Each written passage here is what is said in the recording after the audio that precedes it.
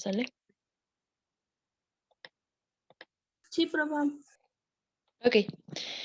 Continuando con los elementos de la estadística inferencial, en la sesión pasada les explicaba que la estadística inferencial lo que busca es analizar las problemáticas un poquito más a fondo o de raíz, y para esto nos denotaba que principalmente se enfoca en analizar pequeñas muestras de la población para encontrar de manera más específica o exacta el problema o por qué se está suscitando y poder dar soluciones. Veíamos que existen diferentes tipos de muestreo, como el aleatorio simple, en el que, pues bueno, si estamos investigando cualquier problemática, el muestreo aleatorio simple es a través de de una cierta población, pues no voy a estudiar a todos, sino que voy a estudiar únicamente a algunos a través de, digamos, una estructura de azar o como un juego al azar, para únicamente obtener, por ejemplo, si estamos analizando toda la población, por ejemplo, estudiantil de la Universidad Alfa Lambda, pues a lo mejor lo podemos delimitar a estudiar únicamente a un pequeño conjunto de personas. Y bueno, también veíamos que existe otro método u otra forma de analizarlo, que es el muestreo sistemático, en el que, pues bueno, ya se ve inmerso un poquito de elementos un tanto más matemáticos. ¿Para qué nos sirve este tipo de muestreo? Al final del día, todos los tipos de muestreo nos sirven para delimitar una cierta muestra de toda nuestra población para hacer análisis. Las muestras básicamente nos sirven para que nosotros nos dirijamos a estas personas en específico a realizar encuestas, entrevistas, cuestionarios que nos den la información que necesitamos para analizar nuestro problema más de raíz. Y el muestreo sistemático nos describe cómo elegir una muestra a través de elementos matemáticos.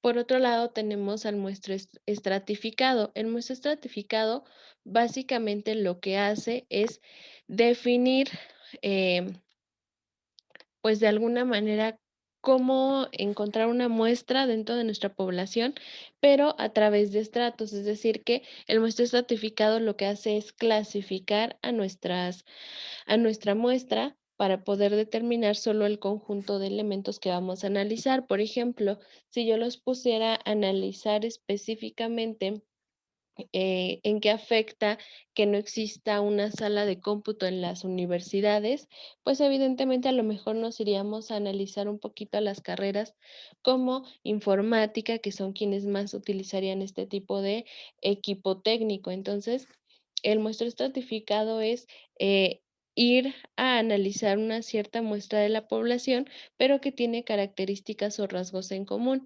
Por ejemplo, si yo les dijera, vamos a clasificar o vamos a hacer muestro estratificado dentro de la universidad, podemos estratificar por alumnos, por carreras, por nivel, bachillerato o licenciatura, por edades, por estaturas, ¿no? Podemos estratificar por características comunes. Bien. Teníamos otro tipo de muestreo, que es el muestreo por conglomerados. Aquí básicamente lo que hacemos es em, analizar estructuras completas. Por ejemplo, yo voy a analizar la problemática de la pandemia, ¿no? ¿Qué tanto afecta a la población esta problemática o esta situación en la que estamos inmersos hoy en día? A lo mejor yo voy a hacer diferentes análisis y voy a empezar por analizar los hospitales, qué tanto les ha afectado a los hospitales en general. Y en los hospitales todavía podemos hacer muestreos un poco más específicos, como por estratos en los que a lo mejor vamos a analizar únicamente a las enfermeras o únicamente a los doctores o únicamente a los recepcionistas, únicamente a los camilleros, ¿no? Es de acuerdo al tipo de problemática que estamos analizando, cómo vamos a clasificar o cómo vamos a determinar las muestras que necesitamos o a los elementos que nos van a aportar mayor información para analizar nuestra problemática. Bien, ¿por qué retroalimentaba la parte del muestreo? Porque en esta sesión vamos a ver que existe dentro de la estructura del muestreo un conjunto de errores. Es decir, Dentro de los diferentes tipos o las diferentes formas en las que nosotros podemos generar muestras de nuestra población para análisis, también puede existir un pequeño espacio de error muestral o error de muestreo. Imagínense que no elegimos de manera correcta nuestra muestra. Si no elegimos de manera correcta nuestra muestra, entonces no vamos a lograr lo que nos pide la estadística inferencial, que es analizar un poquito más a fondo o encontrar eh, la problemática en específico a través de un pequeño conjunto de la población. Los errores de muestreo o el error de muestreo se produce cuando la muestra que estamos utilizando en el estudio no es representativa de toda la población. A menudo se producen errores de muestreo y por lo tanto los investigadores siempre buscan calcular un margen de error durante los resultados finales de la práctica estadística. El margen de error es la cantidad de error permitida para que un error de cálculo presente una diferencia entre la muestra y la población real. Imagínense que estamos analizando, por ejemplo, tomemos como problemática em, los bajos índices o el alto índice de reprobación dentro de la Universidad Alfa Lambda a través o a raíz de estos tiempos de pandemia. Imagínense que utilizamos el muestreo aleatorio. Lo que vamos a hacer es enumerar a todos nuestros alumnos y dentro del muestreo aleatorio lo que vamos a determinar a través de una tómbola es a qué estudiantes en específico vamos a analizar. Imagínense que por destino, por cuestiones del azar, los alumnos que a través de esta tómbola tomamos como muestra son alumnos que no han reprobado. Realmente no nos serviría de mucho analizar a esa muestra porque lo que nosotros queremos saber es por qué están reprobando. Imagínense que hacemos de un conjunto de 50 alumnos, al azar elegimos únicamente a 10 y esos 10 no han reprobado. Entonces, realmente esa muestra sería un error de muestreo. ¿Por qué? Porque no nos daría datos específicos o reales de lo que nosotros estamos buscando. Es por eso que es importante entender el margen de error como una posibilidad. El hecho de que hagamos estadística inferencial a través de las técnicas de muestreo no significa que todo el tiempo o que siempre obtengamos las muestras correctas o las muestras que nos van a dar esa parte específica de solución que buscamos. Si entendemos esta parte o hay alguna duda, chicos.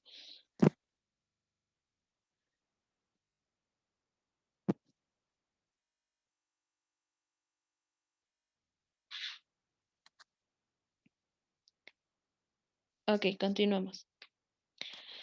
Bueno, ¿cuáles son los errores muestrales más comunes cuando estamos generando un estudio?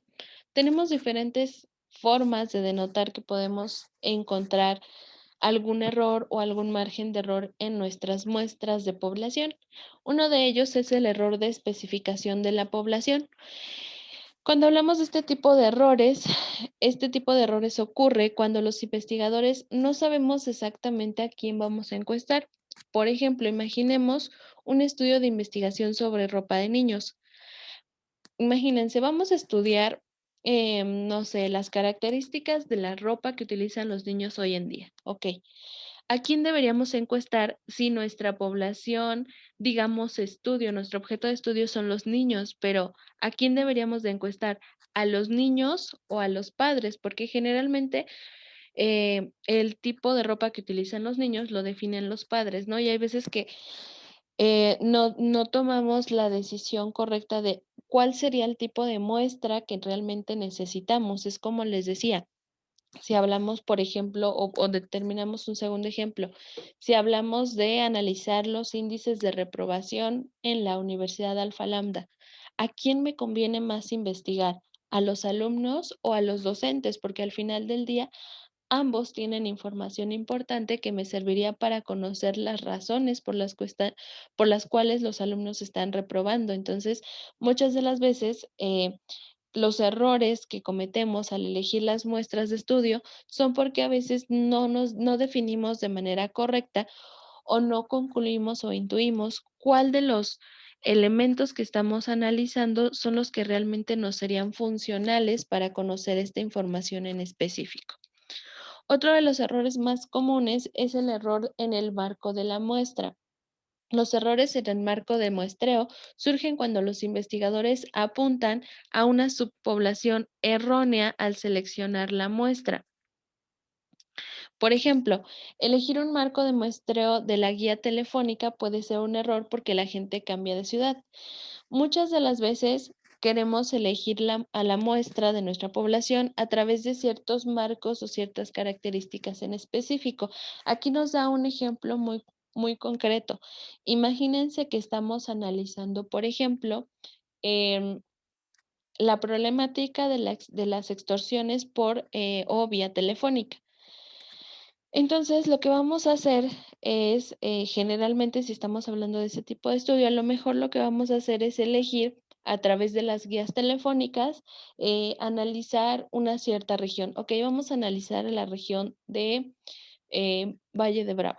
Bien, sabemos que existe una clave específica, a lo mejor para los números de Valle de Bravo, pero imagínense que, pues, muchas de las veces, las personas se van a otros estados o cambian de ciudad y siguen conservando el mismo número telefónico. Aquí habría un error de muestreo, porque imagínense que nuestro estudio dice específicamente Valle de Bravo y esta persona ya no pertenece a esta comunidad, ¿no? Entonces, sería un error de muestreo en el que a veces utilizamos ciertos marcos de referencia que no nos servirían de mucho.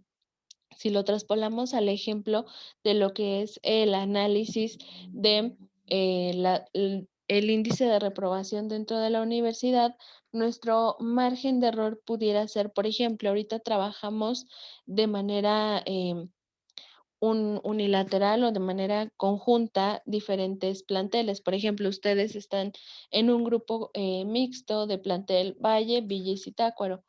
Un error en el marco de la muestra sería determinar, ok, voy a analizar al grupo de probabilidad y estadística. Ese es mi marco muestral. Pero imagínense que en mi estudio dice que estoy analizando únicamente qué es lo que está ocurriendo en el plantel Villa Victoria. Aquí habría un error porque yo estaría tomando muestras de otros planteles, al decir, voy a analizar al grupo de probabilidad y estadística y el grupo de probabilidad y estadística es mixto y se compone por diferentes planteles. Entonces aquí habría un error porque mi marco referencial lo estoy describiendo como la materia como tal o el grupo como tal. Sin embargo, si mi estudio únicamente se enfoca a Villa Victoria, aquí habría un margen de error en el que yo estaría analizando a alumnos que están fuera de la ubicación o de la especificación de lo que sería el problema. ¿Sí me explico o hay alguna duda, chicos? Sí, profe, ya está bien. Ok, bien. Otro de los errores comunes que podemos encontrar es el error de selección. Un error de selección ocurre cuando los encuestados se autoseleccionan para participar en el estudio, pero solo los interesados responden. Se pueden controlar los errores de selección yendo al paso extra para solicitar respuestas de toda la muestra. La planificación previa a la encuesta, los seguimientos y un diseño limpio y ordenado de la encuesta aumentarán el índice de participación de los encuestados. Bien, ¿a qué se refiere esto? Imagínense que ya seleccionamos a nuestra estructura muestral, ya tenemos a la muestra de nuestra población, a quienes vamos a encuestar, a quienes nos vamos a dirigir. Ok, yo me voy a dirigir a los alumnos de probabilidad y estadística. Pero imagínense que de todo mi conjunto de alumnos, algunos contestan las encuestas a la y se va, algunos ni siquiera las contestan, algunos ni siquiera le toman la importancia a mi investigación. Entonces, cuando hablamos de un error de selección, significa que el error está en que la muestra que yo seleccioné quizás sea la correcta y quizá me dé la información que necesito, pero no todas las veces las personas a las que yo elija para estudiar van a tener la misma disponibilidad para apoyar dentro de la investigación. Entonces, aquí imagínense que de una muestra de 10 personas, únicamente 3 realmente contestaron a conciencia mis cuestionamientos, mis entrevistas, mis encuestas. Realmente tendría muy poca información, porque entonces las otras 7 personas quizá no contestaron las encuestas quizá contestaron con información que no era relevante, y entonces voy a tener información muy escasa o muy nula. Entonces, aquí fue un error de selección, porque a lo mejor el conjunto de elementos que seleccioné, pues no me van a dar la información que requiero, simple y sencillamente porque no hay un interés por la investigación. Entonces, aquí cabe mencionar o tener siempre esa parte de tratar de encontrar una muestra que yo sepa que realmente me van a permitir encontrar solución a través de la información que ellos me van a describir o me van a dar, ¿sale? Otro de los errores comunes que podemos encontrar son los errores de muestra. Los errores de muestreo básicamente se producen debido a una disparidad en la representatividad de los datos. Ocurre principalmente cuando el investigador no planifica su muestra de manera cuidadosa. Estos errores de muestreo pueden controlarse y eliminarse mediante la creación de un diseño de muestra cuidadoso, teniendo una muestra lo suficientemente grande como para reflejar a toda la población o utilizando una muestra online. Bueno, el error de muestra en general a lo que hace referencia es que muchas de las veces cuando estamos haciendo probabilidad y estadística, generalmente la aplicamos cuando estamos generando un proyecto de investigación. Generalmente cuando hacemos un proyecto de investigación, la parte estadística la dejamos al final y entonces gestionar o determinar quién es mi población y quiénes serían las muestras que yo necesito para obtener la información, lo dejamos al final y le damos no la importancia que se merece. Entonces, el error de muestra se produce cuando no determinamos de manera cuidadosa el método por el que vamos a elegir a nuestra muestra o cuando desconocemos las características de nuestra población que nos permitan a nosotros realmente delimitar un tipo de muestra en específico. Imagínense que estamos haciendo, no sé, como lo muestra la imagen, un estudio sobre deportes, ¿no? Entonces, imagínense que dentro de nuestra muestra elegimos de manera aleatoria personas y resulta que estas personas no son deportistas, no practican ningún deporte, entonces realmente no nos sería muy útil. En esta parte de los errores de muestra, lo que nos piden o lo que se nos describe es que debemos de analizar bien a la población que queremos estudiar y analizar bien qué tipo de muestras realmente me darían los resultados concretos que necesito.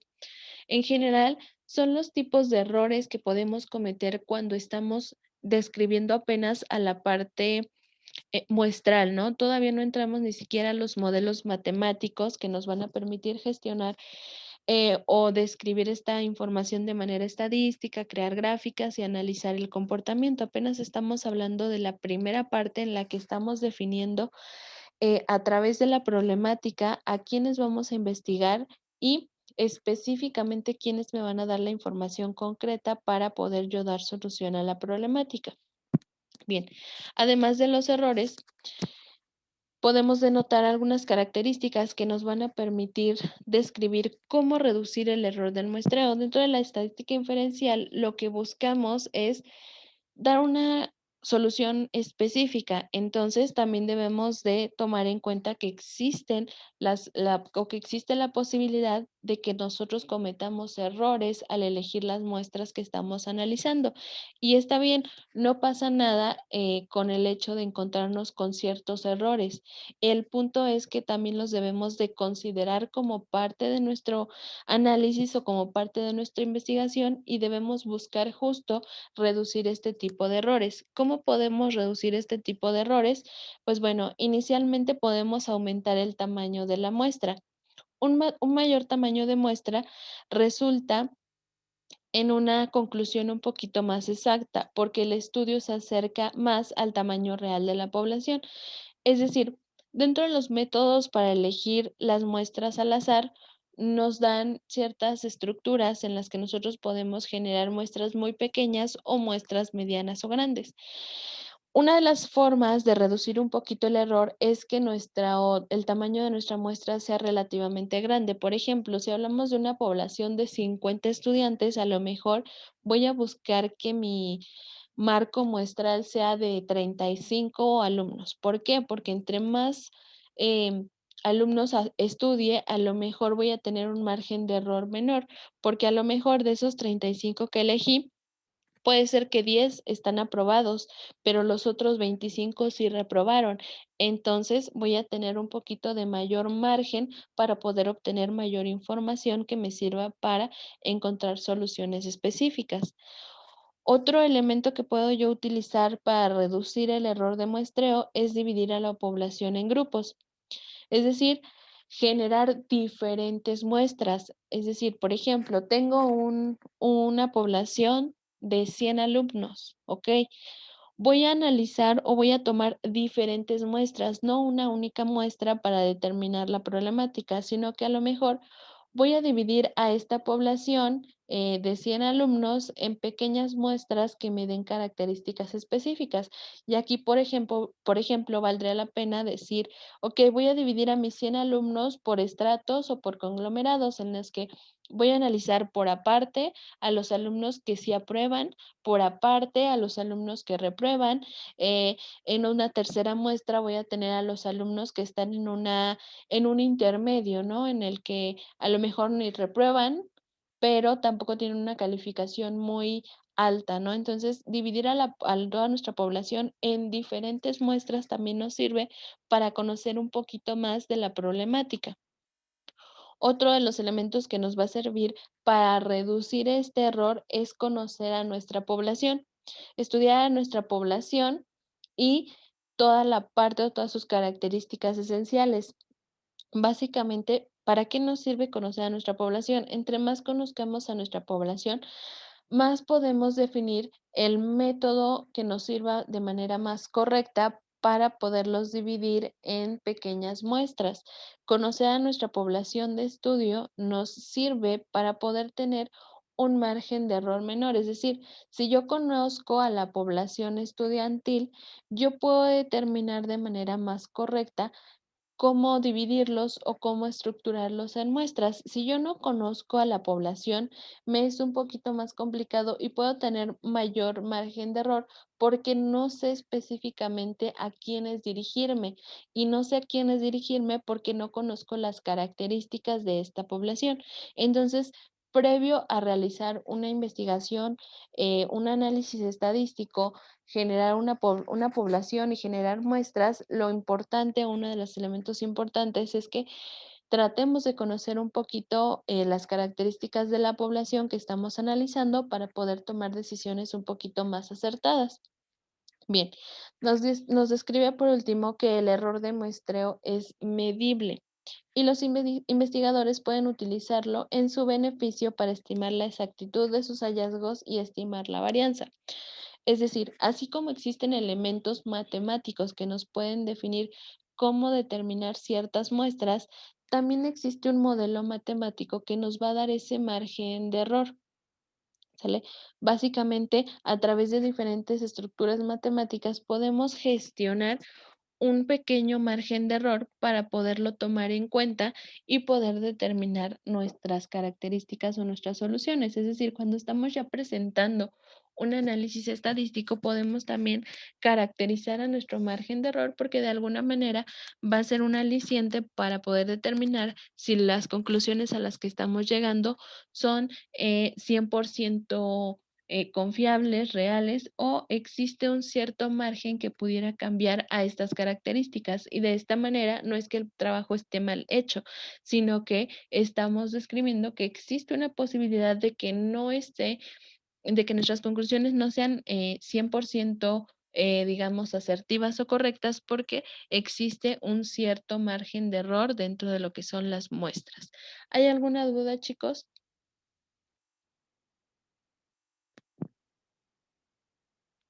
No, profe. Ok, bien. Con esto terminamos la primera parte de lo que es la materia, que es la parte introductoria. En las siguientes sesiones vamos a ver un poco acerca de los modelos matemáticos. Para la actividad de esta semana, chicos, les pido lo siguiente. Van a investigar un poco acerca de lo que es el teorema del límite central en la estadística.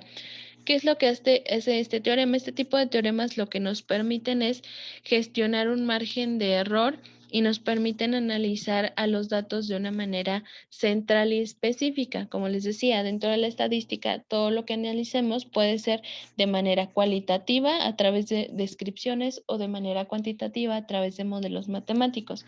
Van a investigar un poco qué es el teorema del límite central dentro de lo que es la estadística y por favor les pido que hagan una infografía con todas las características que encuentren sobre este tema o esta problemática, ¿sale?